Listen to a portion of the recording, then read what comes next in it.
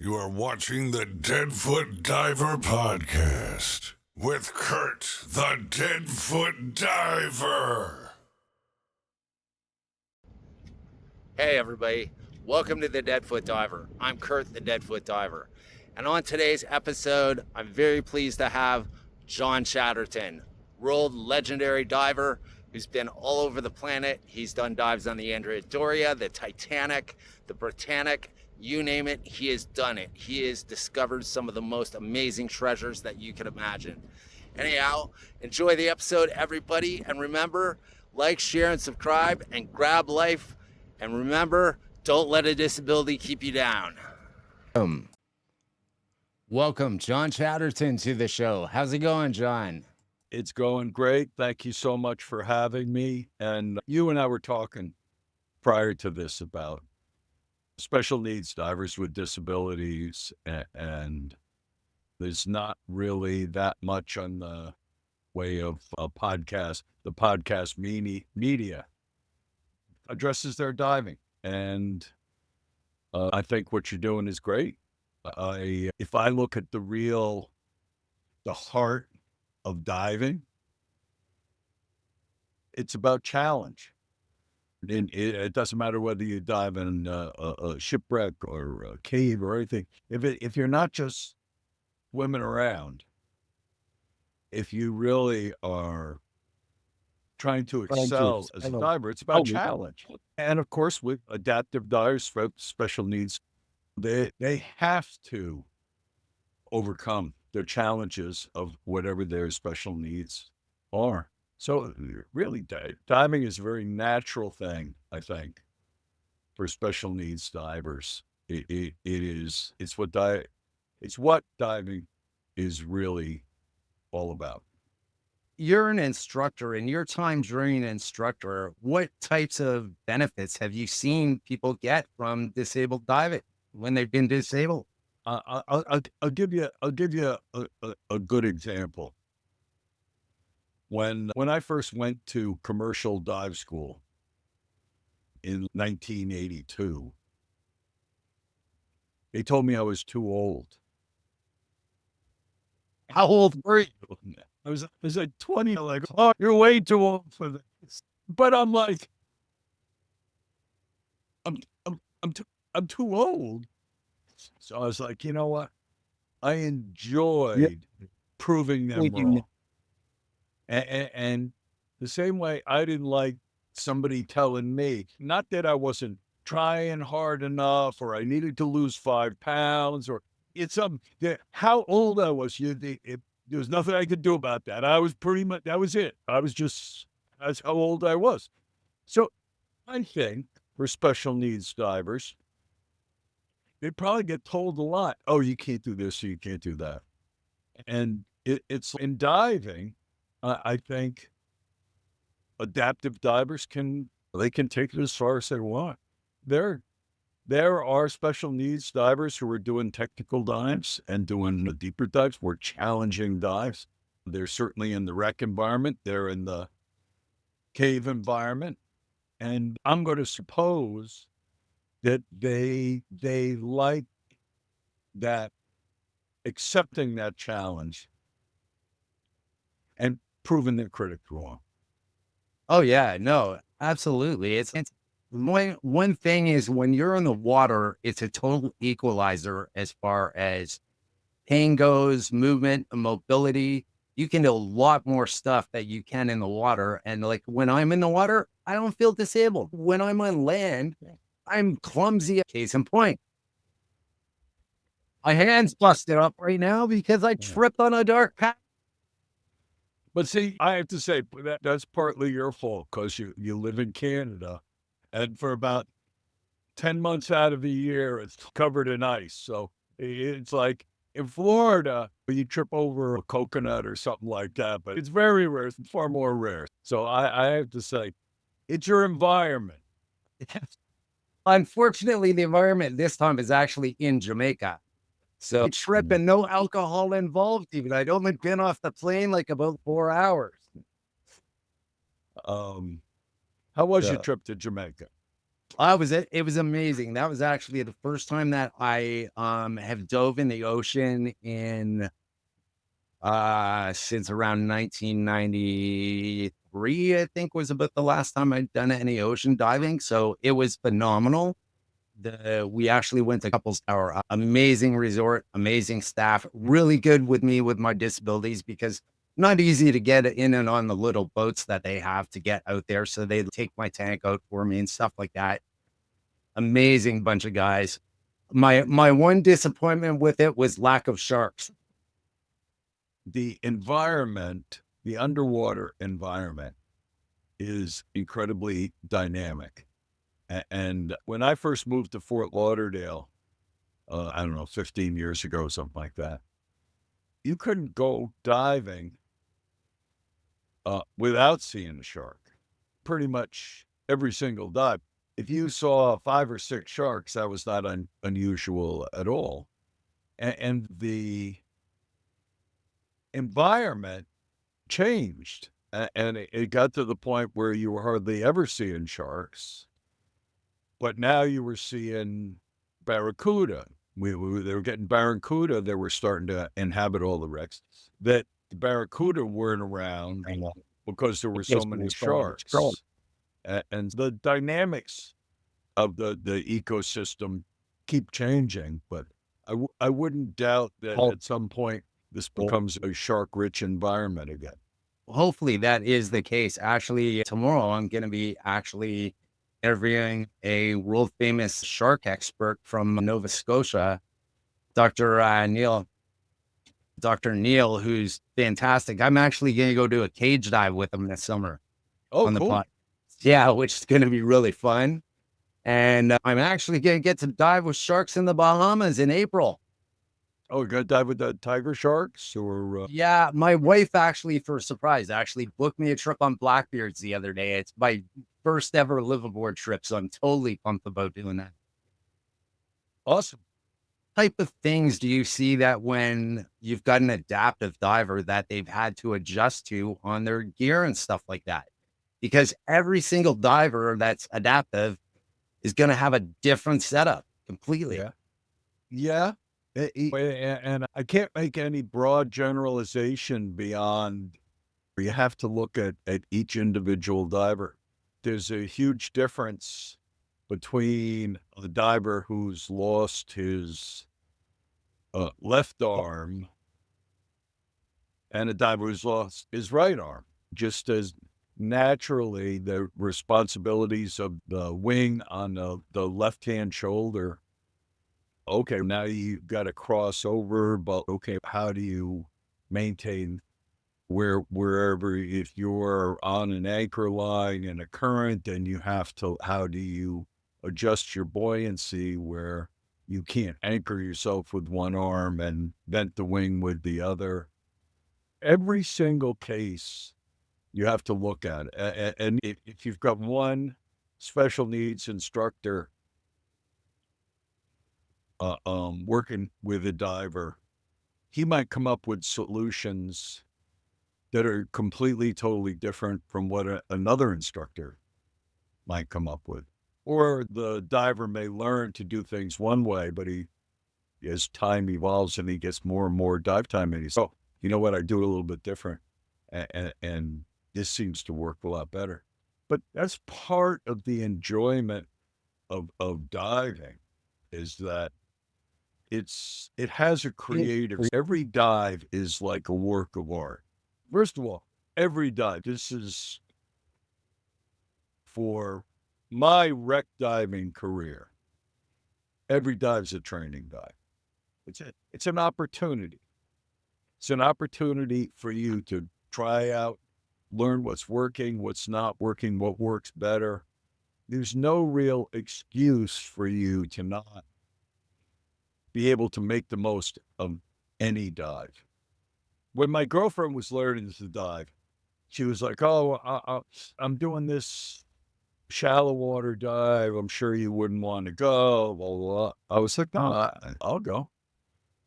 And she said, what are you going to do? I said, I will make the most. It's an opportunity to train. It's an opportunity to try this That the other thing, there's no reason in the world why you can't find something that you can work on, a skill you can own, something that you say, I really wouldn't want to try this in 300 feet of water. Let me see if it works in 33 feet of water. The only thing in common with all the adaptive divers that I've worked with is they're all unique.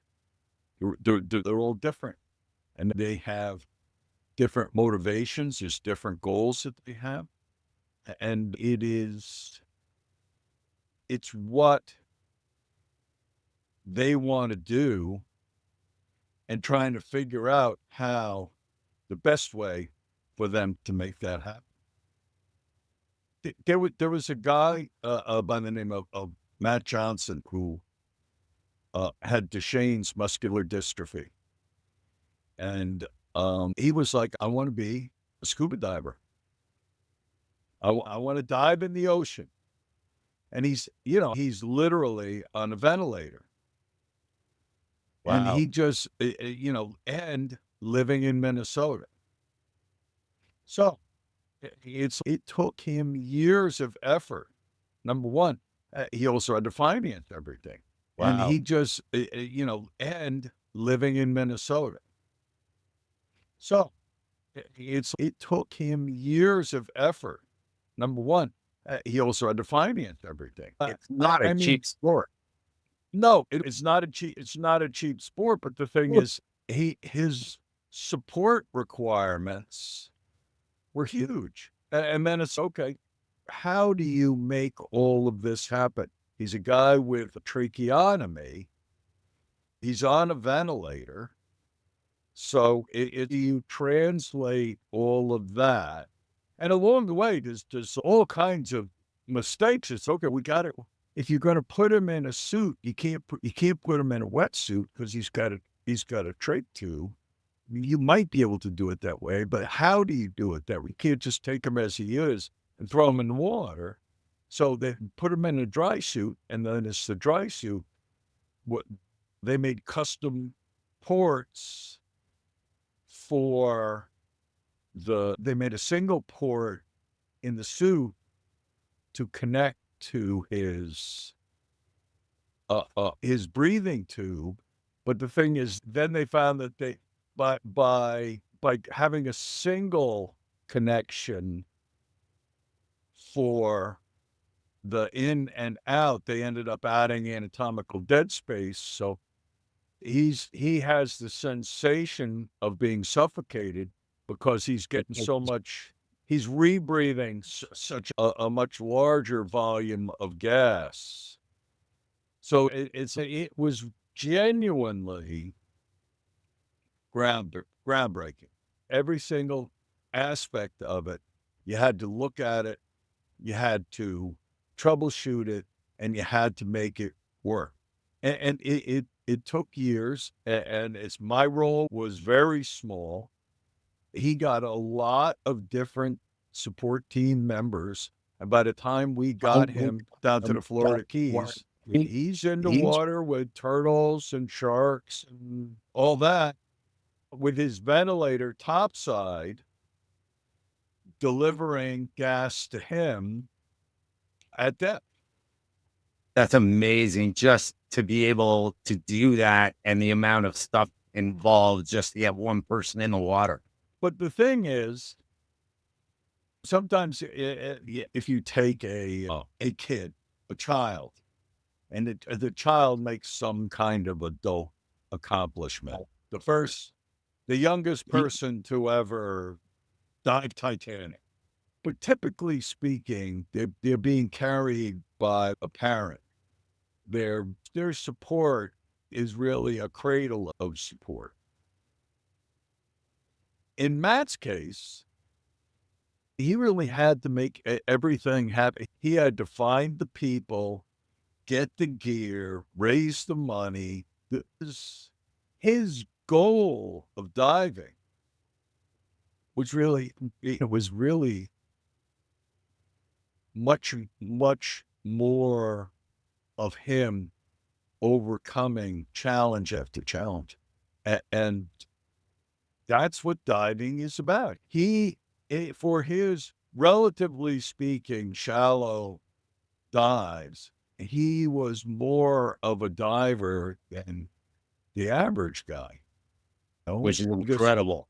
Yeah, no, and so that's what I say when I say that's the heart of diving. The heart of diving is I want to excel. And along the way, there's going to be a bunch of challenges. I got to have the right education. I got to have the right equipment. I got to have the right experience. I got to bring all this stuff together.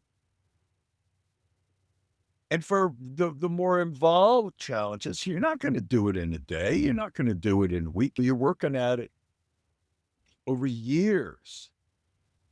And that I've been diving shipwrecks for decades. And I still get in the water every single dive. And I'm enjoying it. I've got things to do. I am very much mission driven, whether I'm working with students or I'm trying to develop my own skills and redesign equipment, or it doesn't matter. I get in the water, I got a mission. And I think that if I can still have some kind of mission every time I get in the water, why can't everybody else? Yeah. Exactly. I was the guy who was too old for commercial diving. That's funny, especially considering I bet those guys are looking back and going.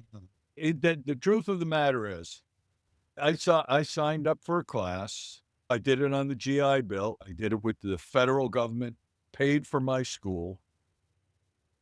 I was in a class with 6 students. It was in the winter. Class started in I think the 1st of December or the 3rd of December or something like that.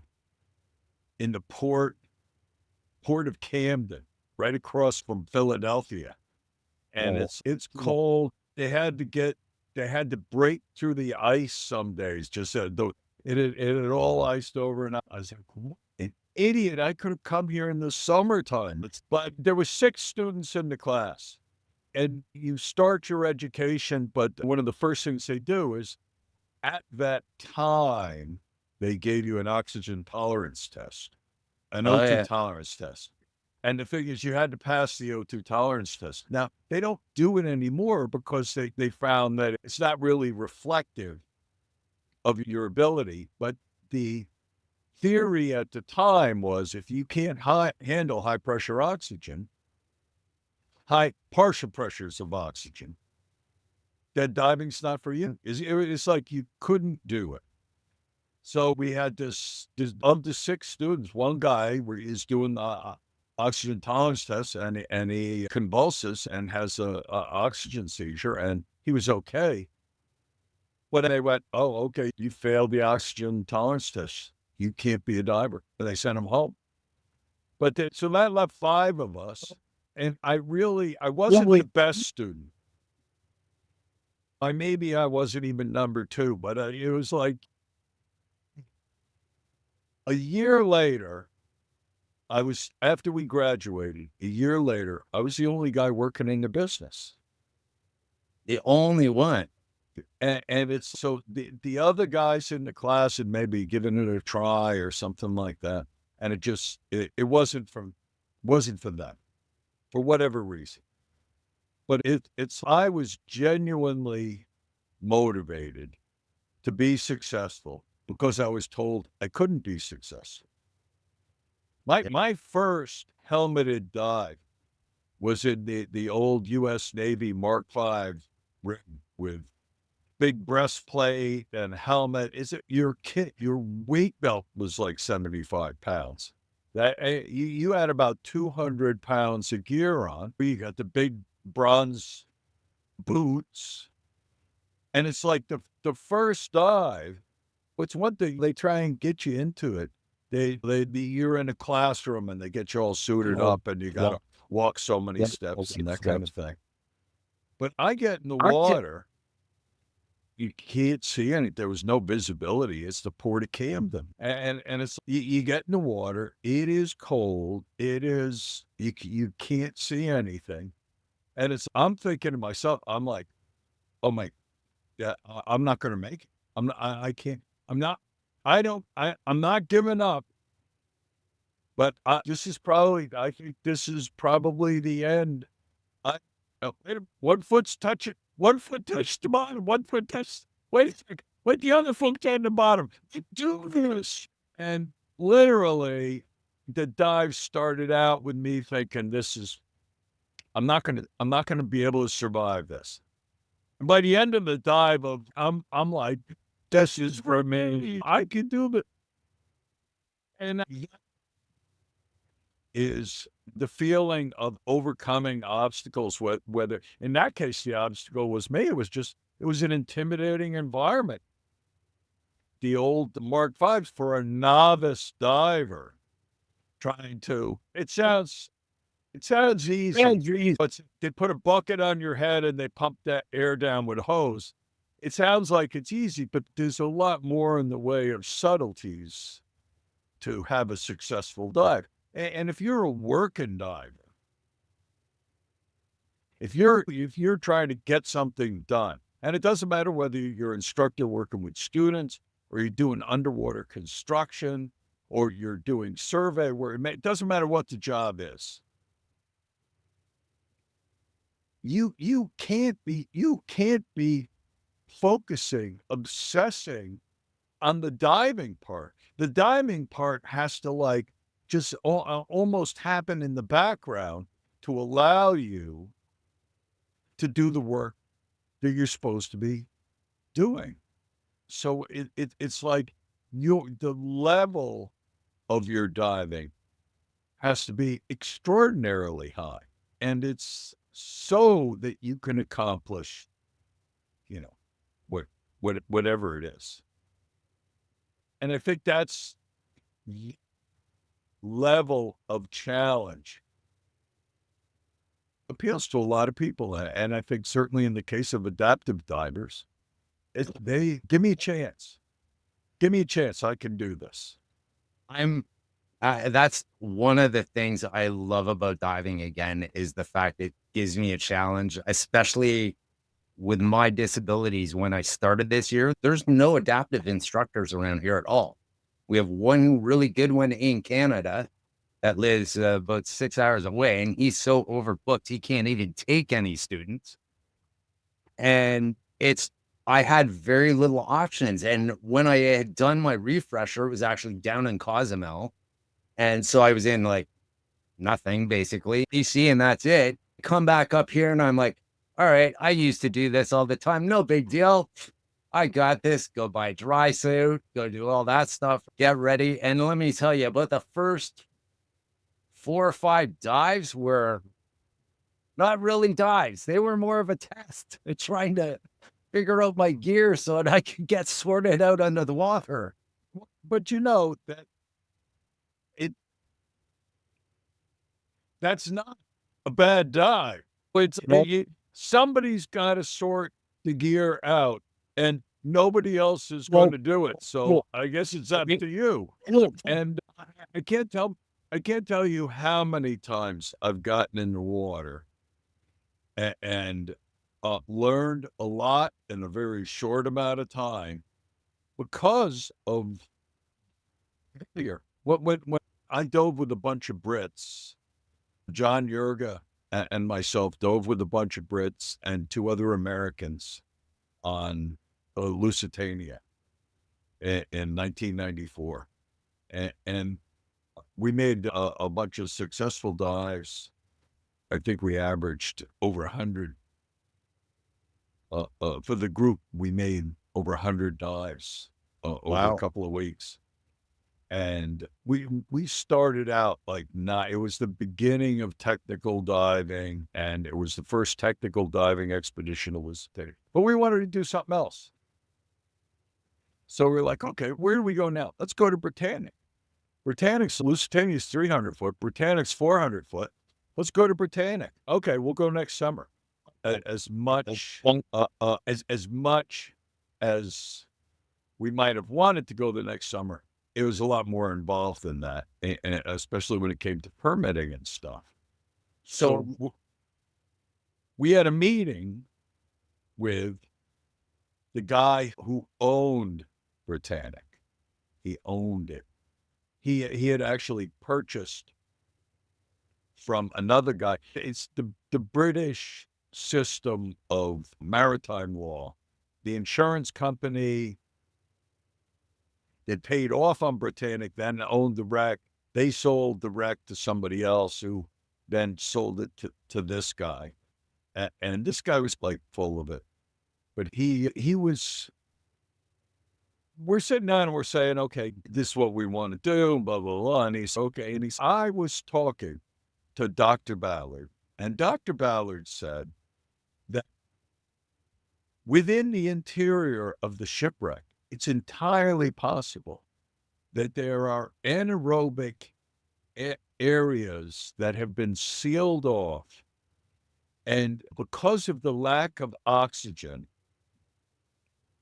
they're perfectly preserved since the day the ship sank. And first of all, I'm like, okay, yeah, there's no oxygen in that H2O,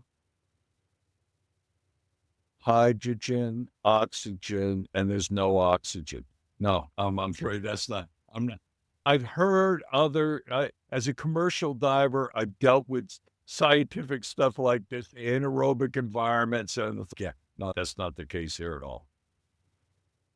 What the guy's saying, he says, so as a result, the divers' bubbles on the inside of the wreck might disturb these areas of anaerobic preservation. So you guys can't go inside the wreck because of your bubbles.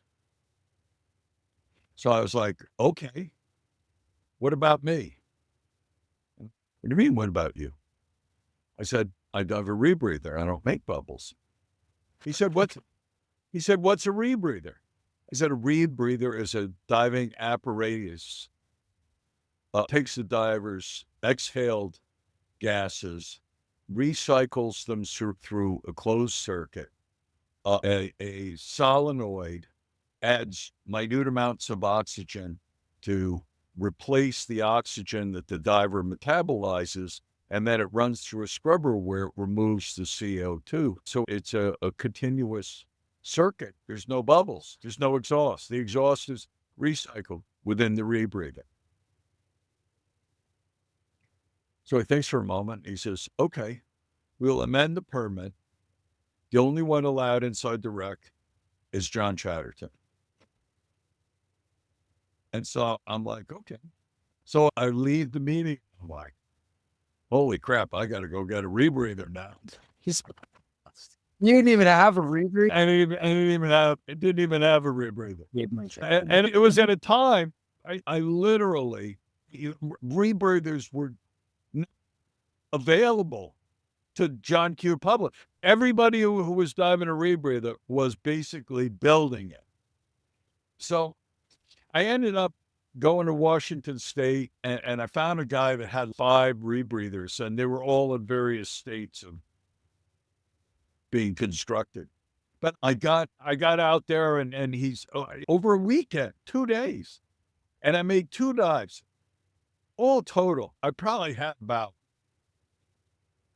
maybe 11 minutes of bottom time because I had a catastrophic loop failure on the first dive. And it's, okay, we'll try and get it. Come back to second dive, and I have the same problem. So it's okay.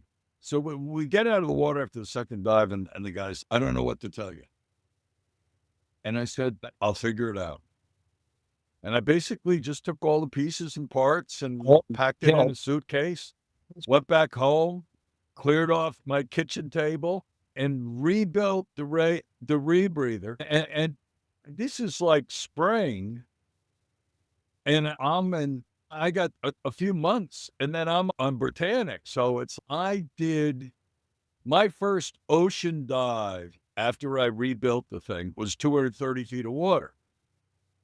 On your first dive with it? First dive with it, because that's where the boat was going. I was crew on a boat. I was like, I got to see if this thing works. So I was so scared, I never let go of the anchor line. I let down. Oh, my 230-foot dive was hold on to the anchor line, basically coming back up the anchor line. That was it. But it's I had probably 40 catastrophic failure dives on that rebreather before I went to Britannic. 40. So the thing is, I was not a very accomplished rebreather dive. And I had very little experience with a working rebreather, but I was really good at bailing out. Well, every dive, stuff was going wrong. Stuff had to be addressed. And sometimes you think when you want to get in the water and you want everything to go according to plan. That's what we all strive for. But if we have a problem, you don't always know what it is that you're going to learn on the dive.